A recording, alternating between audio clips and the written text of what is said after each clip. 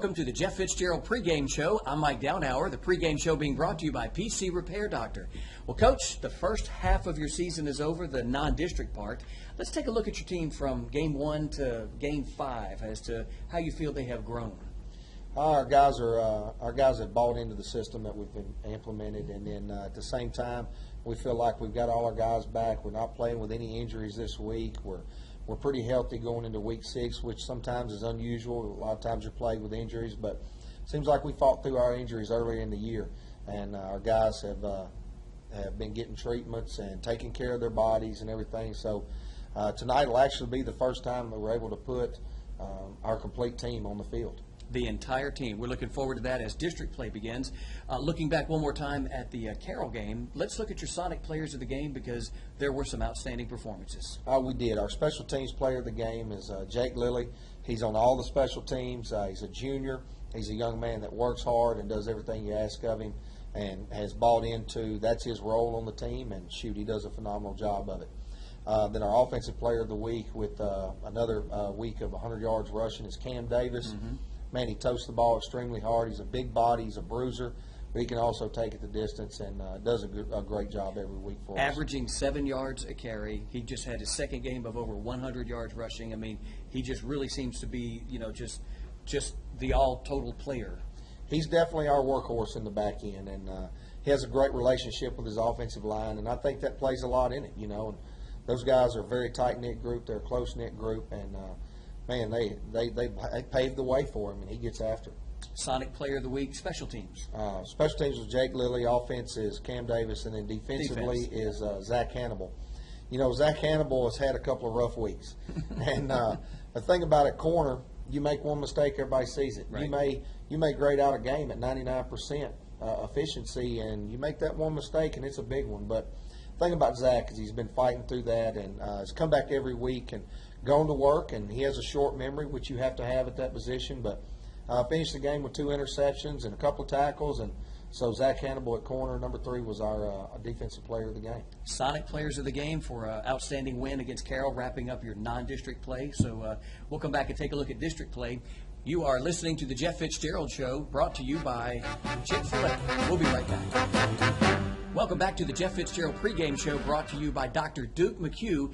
Coach, district play and first game on the road, and it's not just Pineville, but it's a different type of Pineville team. Explain what we're going into tonight. Well, I mean, they're going to line up in the I, 2 tight, 2 back, and grind it out. And sounds like Washita. It definitely, that's how we've been the past few weeks. But basically the offenses that we both run are derived from the same guy, and ultimately, and but it's a good system, and we hope that we're able to do a little bit more with it than they are. But they're going to line up at 9, and they're going to grind it, and they're going to pound it. They've got a great offensive line led by Cody Ford. He's one of the top 50 offensive tackles in the country, and so he's a good player. And they have another big body on the other side, but they have a really good offensive line. Their fullback is Landon King, and he leads their team in rushing. They'll run the veer. They're going to run midline. They're going to run trap. And then they're going to toss it to a guy named Jarius Green, who is also a starting safety, starting running back. That's one of their better athletes on the team. And so those 2 guys are going to get a lot of touches, and they're going to tote the load for them.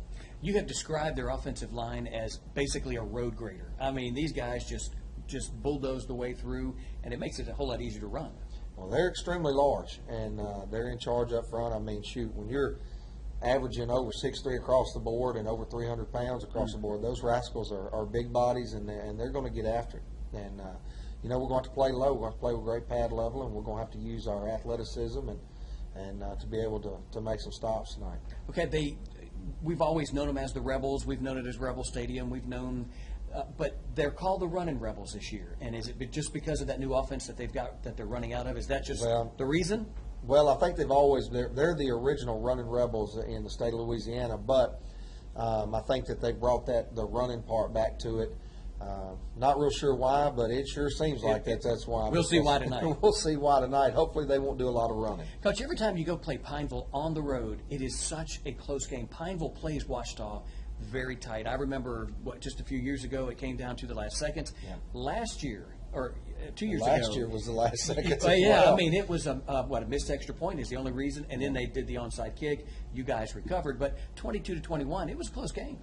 It's a very close game, and you know they're a hard-working team, and those guys have a lot of fight in them. They don't have any quit in them, and you know, even I think last year we made a big surge and had a comfortable lead, and they kept clawing back. And, you know, we expect the same thing out of them this year is going to be a competitive game. You described their offense as being very similar to yours. What kind of defense do they run? What do we look for tonight? They're almost identical. 4-2-5 then.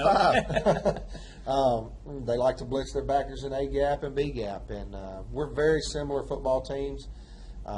You know, just I guess that's the way coaching is. Everybody does basically the same thing, and it's just a matter of who's on the field doing it for you. But, you know, they're led by their linebackers, Taylor Bates and Jacob Joffrion, and those guys do a great job for them, and they're going to play hard and they're going to play physical.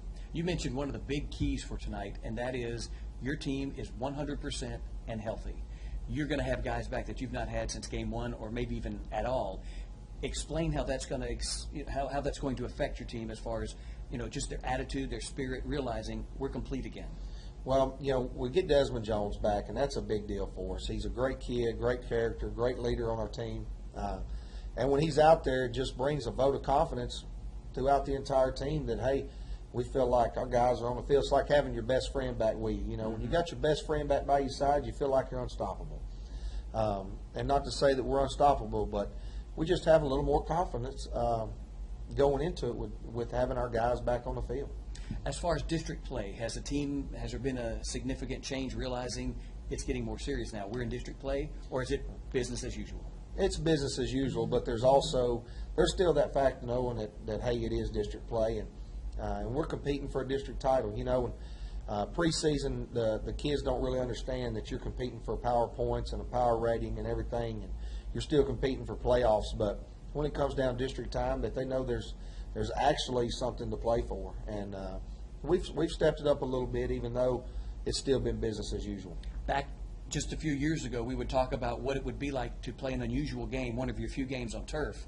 Now you're playing one of your few games on real grass, and I know Pineville's redone their stadium. Explain the situation. Well, you know, they've had a lot of construction there. I think the last time we were down there, the track was tore up. Yeah. And it was mud everywhere, and it was raining, and it was cold, and so it was just a nasty environment. But man, they've done a great job with their facilities there, and I know Coach Martin has great support from the community, and I believe they built a new field house, and they've got a new track in, and they just resodded their field a year ago, and so their field, even though it's grass, it's going to be in great shape. But you know, fortunately, we have a grass practice field, and so we're able to prepare for that. And our guys, you know, it doesn't faze them because we still practice on grass quite a bit. So that, you know, hopefully that's not a factor in tonight, and our guys they don't really ever think about that much. Well, let's talk about the W post game tonight, okay? Good luck tonight, Coach. Thank you. All right. You've been watching the Jeff Fitzgerald pregame show brought to you by Slagle McGuffey, Remax Realtor. We'll be back after this.